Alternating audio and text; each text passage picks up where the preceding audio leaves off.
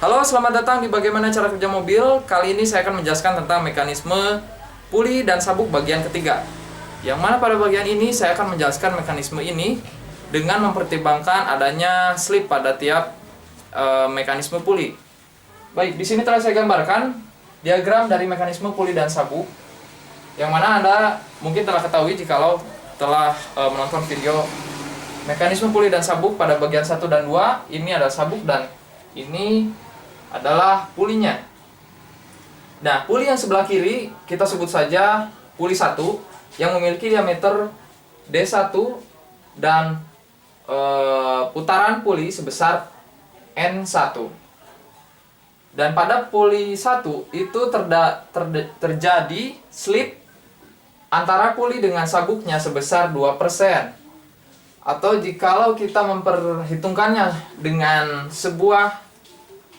dengan memperhitungkan sudutnya itu sebesar alfa dengan jarak dari titik 2 aksen ke 2. Dan sama halnya dengan puli kedua yang memiliki diameter D2 dan kecepatan putaran sebesar N2 dengan slip 3%. Baik, selanjutnya kita masuk ke penghitungan. Di sini telah saya umpamakan jikalau sebuah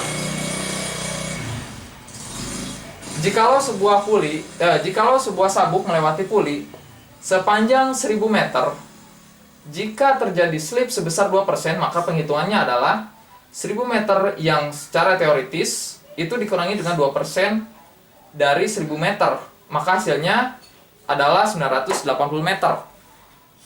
Nah, tidak hanya slip yang terjadi di puli 1, sabuk juga mengalami slip pada saat melewati puli yang kedua.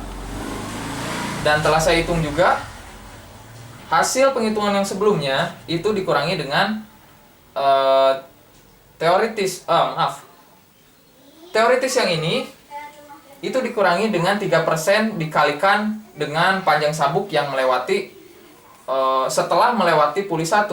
Maka 3% dikali 980, maka hasilnya 980 dikurangi ini adalah 950,6 meter. Nah, ini cukup menarik karena dari sini para perancang dapat memperhitungkan mekanisme puli dan sabuk itu dengan atau juga memperhatikan adanya slip yang terjadi antara puli dengan sabuk. Nah, baik, kita lanjut ke kecepatan sabuk. Nah, telah kita ketahui pada penghitungan atau pembahasan mekanisme puli dan sabuk yang sebelumnya bahwa kecepatan sabuk adalah Pi D dikalikan N. Nah, dari sini kecepatan sabuk yang melewati puli ke 1 adalah Pi D1 dikali N1. Namun karena adanya slip, maka lagi-lagi dikurangi dengan Pi D1N1 dikalikan dengan slip sebesar 2%, atau slip pertama di sini ya. Nah, selanjutnya kita sederhanakan, maka persamaan V1 akan menjadi Pi D1N1 dalam kurung 1 dikurangi S 1%. Ini kita sebut saja persamaan pertama. Nah, selanjutnya kita tinjau atau kita bandingkan dengan kecepatan sabuk yang melewati puli kedua. Di sini kita hanya mengganti D dan N-nya saja. Ini untuk P2. Pi D2N2 sama dengan V1 ini dikurangi dengan V1 akibat dari slip sebesar 3%. Maka kita sederhanakan, ini adalah V2 sama dengan V1 kurung buka 1 dikurangi S 2%. Nah, lanjut ke bagian atas. Dari sini kita substitusi V1 dari persamaan 1. Maka V2 atau V D2N2 yang ini itu setelah substitusi sama dengan V D1N1 dikali kurung buka 1 dikurangi S 1% dikalikan dengan kurung buka 1 dikurangi S 2%. Dari sini dapat Anda lihat berlanjut ke sini. Nah, selanjutnya kita dapat pindah ruas yang mana P di sini kita coret saja supaya lebih sederhana. Dan selanjutnya D2 pindah ke ruas sebelah kanan, sedangkan N1 pindah ke sebelah kiri. Kita dapat persamaan yang seperti ini. N2 per N1 sama dengan D1 per D2. 1 dikurangi S 1% dikurangi S 2% ditambah S 1% dikali S 2%. Nah, menurut dosen saya, karena